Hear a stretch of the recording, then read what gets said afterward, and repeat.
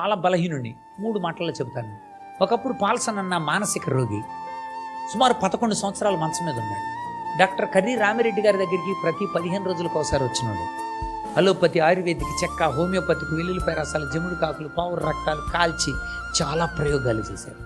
కానీ స్వస్థత లేని పాల్సన్ నా కోసం ఒక వ్యక్తిని పెంచారు. నేను ఎక్కడికి వెళితే అక్కడ పడిపోతే ఆ జబ్బు వస్తే అలా కొట్టుకుంటుంటే కాసేపు ఆగి రిక్షాలో నన్ను ఇంటికి తీసుకురాను. కొయిలుగూడ హాస్టల్లో నన్ను ఇంటికి పంపించేశారు. 9వ తరగతికి వచ్చేసరికి ఇంకా తీవ్రమైంది, భయంకరమైన మానసిక వ్యాధి. మా హెడ్ మాస్టర్ అన్న మాటలు ఇంకా గుర్తున్నాయి. డై ఎత్తండి రిక్షాలో ఏంటిరా, వీడికి చాకరీ చేయడానికి మనము పాలేరులమా శిఖామణి గారికి, నో స్కూల్కి రావద్దని చెప్పండి. అటెండెన్స్ చేశాను. అలసిపోయిన ఉపాధ్యాయులు, చేర్చుకొని స్నేహితులు ఎవరైనా ఇంటికి వస్తే శిఖామణి గారికి ఎంత మంచి పిల్లలరా, ఆ రోగిస్టోడు తప్ప నేనే ఆ రోగిస్టోడు.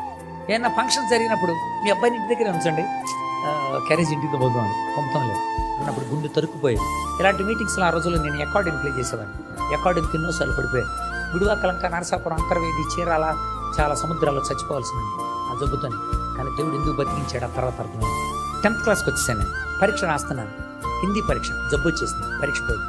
లెక్కల పేపర్ 2 జబ్బు వచ్చేసింది, పరీక్ష పోయింది. సైన్స్ పేపర్ 2 జబ్బు వచ్చేసింది, పరీక్ష పోయింది. 3 పరీక్షలు పోయాను. ఆ రోజుల్లో కంపార్ట్మెంటల్ సెప్టెంబర్ వరకు ఆగాలి. సెప్టెంబర్ తాడేపల్లిగూడెం సెంటర్ తీసుకొచ్చాను. ఎగ్జామినేషన్ వెళ్తున్నాను, మధ్యలో జబ్బు వచ్చేసింది, పరీక్ష పోయింది.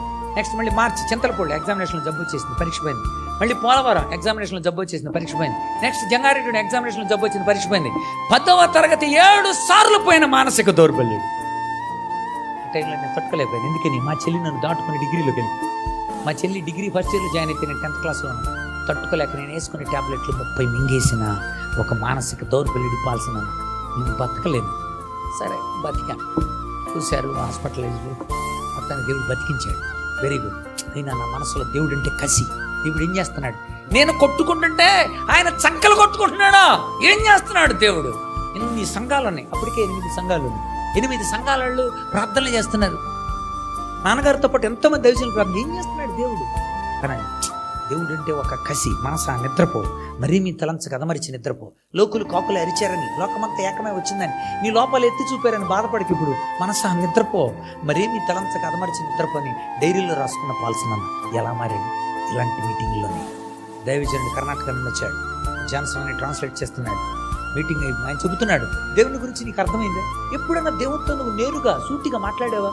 అసలు దేవుడు నీ జీవితంలో నిజానికి ఒక గొప్ప కార్యం చేయాలని ఇష్టపడుతున్నాడు. తలుపు తెరిచావా? ఆయన స్వరాన్ని గుర్తుపట్టావా? దేవుడు నిన్ను వాడుకోవటానికి కోసమే కదా ఈ లోకంలో నేను తయారు చేసింది. కడుపు రగిలిపోతా ఉందన్నమాట. మీటింగ్ అయిపోయింది, భోజనం చేశాడు. అన్నయ్య ఆయన కూర్చొని ఉన్నారు. అంతే, ఎన్కౌంటర్ విత్ గాడ్. దేవునితో ముఖాముఖి 2 గంటలు నేను ఎన్కౌంటర్లో ఉన్నాను. నిజంగా నా ప్రతి ప్రశ్నకి దేవుడు జవాబు ఇచ్చాడు. అప్పుడు అర్థమైంది నేను చేసిన తప్పేంటో. కుమ్మరుణ్ణి అడుగుతుందా నన్ను ఎందుకు ఇలా చేసావని? వాళ్ళ నిజమే కదా. దేవుణ్ణి నన్ను ఎందుకు ఇలా చేసావని అడుగుతావా?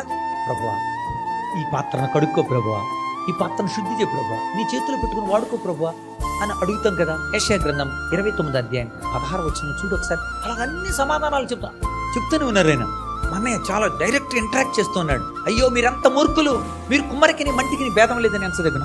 రూపించబడిన వస్తువు రూపించిన వారి చేత నన్ను చేయలేదని అనవచ్చునా? రూపించబడిన వస్తువు రూపించిన వారి బుద్ధి లేదని అనవచ్చునా? నువ్వు అంటున్నావు పాల్సన్, గుండె పగిలిపోతుంది ఒకసారి. ఎస్, నిజంగా దేవుడికి నువ్వు సమర్పించుకుంటే నీ జీవితం అత్యున్నతంగా మార్చడాయన. ఆయన శక్తి కలిగిన సమర్థుడైన, నిన్ను మార్చడానికి ఆయన తగినవాడు. అలా చెప్తున్నప్పుడు నా తప్పేంటి అర్థమవుతుంది. అవును నిజమే, నేనే మూర్ఖుణ్ణి. దేవుడు మార్చగలిగిన శక్తిమంతుడే. నేను దేవుణ్ణి తిట్టుకుంటున్నాను, నేను చూసుకుంటున్నాను, దేవుని వైపు చూడలేదు. ఆ రోజు దేవుని వైపు చూశాను నేను. నా జీవితం చాలా అత్యద్భుతం. మొక్కళ్ళు పెట్టి కన్నీళ్లతో పశ్చాత్తాపంతో యేసు ప్రభువుని ప్రార్థన చేశాను. ప్రభు నన్ను క్షమించు, నిజంగా నేను పాపిని, నేను దోషకుణ్ణి, హింసకుణ్ణి. ప్రభు నీ గాయాల్లో వేళ్ళు పెట్టినోడిని, నిన్ను దూషించినోడిని, ప్రభువా నన్ను క్షమించు. దొర్లి ఏడ్చాను నేను. నా పాపాలు దేవుడు క్షమించాడు. తన రక్తంతో కడిగాడు ఆయన. అంతేగా తన ఆత్మను నాలో ఉంచాడు. తన యొక్క వాక్యం ద్వారా నా జీవితాన్ని వెలిగించాడు. తెల్లారైనా మీటింగ్స్లో సాక్ష్యం చెప్పాను. దేవుడు గత రాత్రి నాతో మాట్లాడాడు, నా జీవితం నాకు చూపించాడు, నాలోని ప్రశ్నకి సమాధానం ఇచ్చాడు. ఆయనే సమాధానకర్త. నా జీవితానికి ఆయనే CEO, ఆయనే మారుస్తాడంట. ఎస్, పరిపూర్ణంగా నమ్మాను. మీకు కూడా చెబుతున్నాను, నమ్మి చెడినవాడు నమ్మకయేనాడు, బాగుపడినవాడు వసుధలేడు.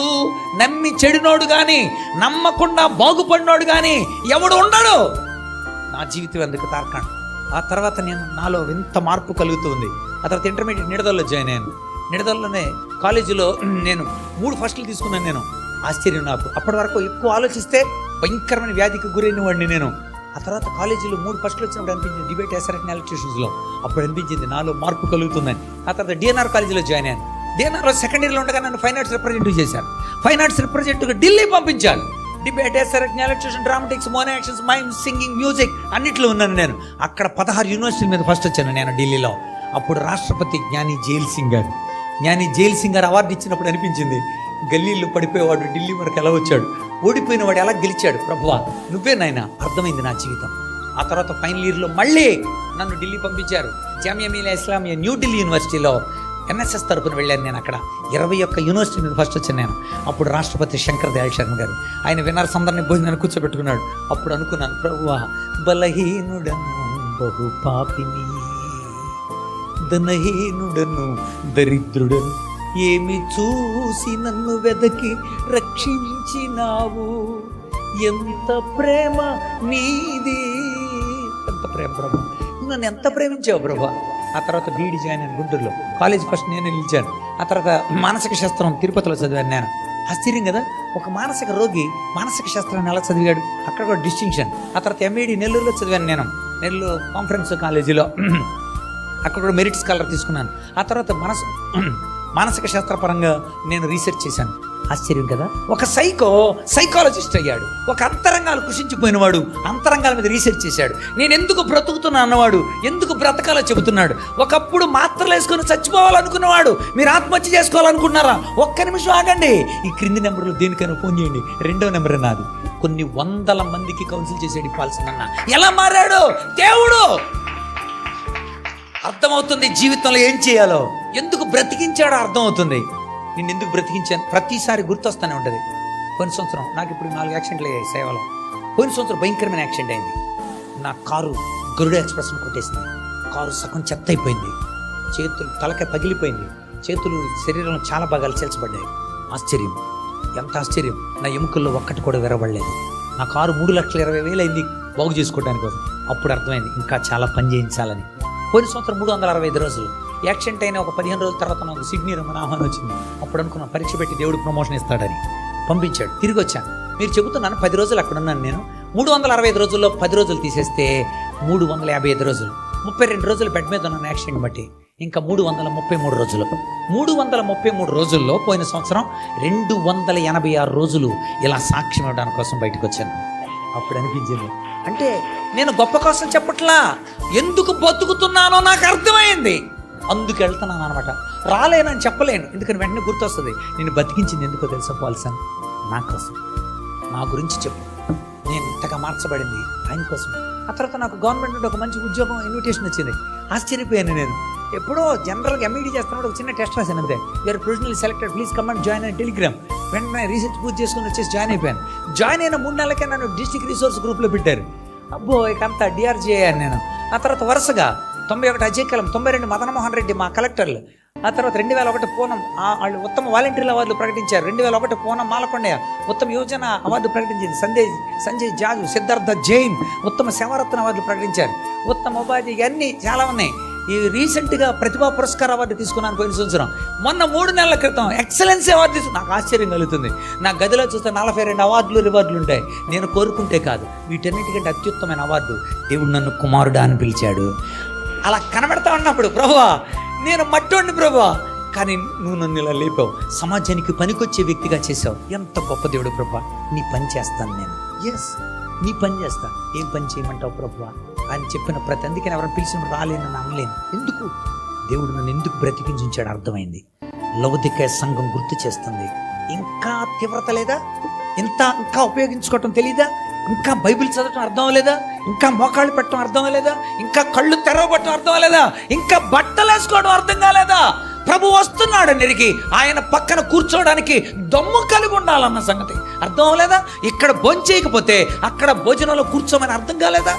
లౌదిక సంఘం ర్యాపిడ్ ఫోన్ ఇక్కడ కేరళలో భయంకరమైన ఈ సంఘటనలు చూస్తున్నప్పుడు మన జీవితాలలో చాలా అమ్మ బాబోయ్ అనిపించింది.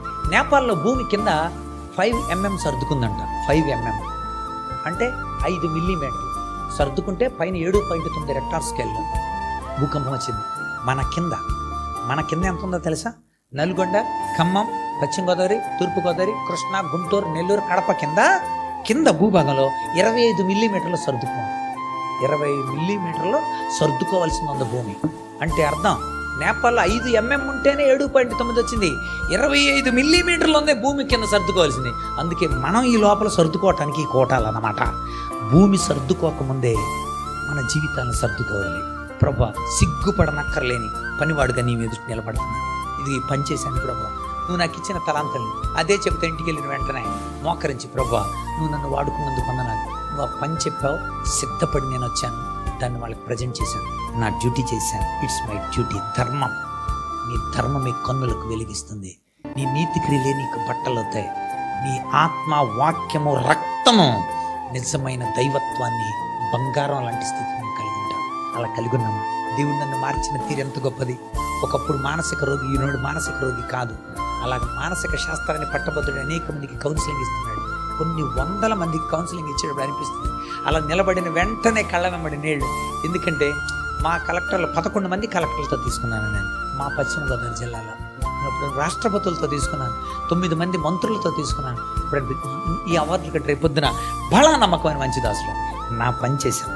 ఆయన అందరి ముందు ఆయన నన్ను ఘనపరుస్తున్నప్పుడు, నీకు వందనాలు ప్రభా, నువ్వు మార్చకపోతే నేను అలా మారను ప్రభా, నువ్వు బ్రతికించకపోతే నేను బ్రతికించలేను ప్రభా, బతకలేను ప్రభా, నేను బ్రతికాను కనుక అనేక మందిని బ్రతికించడానికి వెళుతున్నాను ప్రభా, నువ్వు నా జీవితంలో చేసిన కార్యాన్ని మర్చిపోలేను ప్రభా, నేను గొప్ప ప్రసంగికుండా మీ మధ్యకి రాలేదు, చెబుతున్నాను.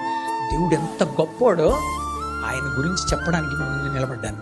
దేవుడు మనందరి జీవితాలని అలా మార్చగలిగిన దేవుడు, మనందరి చేత పని చేయించగలిగిన వాడు. ఆయన అంటాడు, ఎవరు విధేయులవుతారో వాళ్ళకి నేను పని చెప్తాను, ఎవరు దీనులై ఉంటారో వాళ్ళ చేత పని చేయిస్తాడు ఆయన. మనం ప్రభు చేతులు ఎముడుదాం. లౌకిక సంఘం ఎలా బోధింపబడిందో ఆసక్తి కలిగి మారు మనసు పొందుము.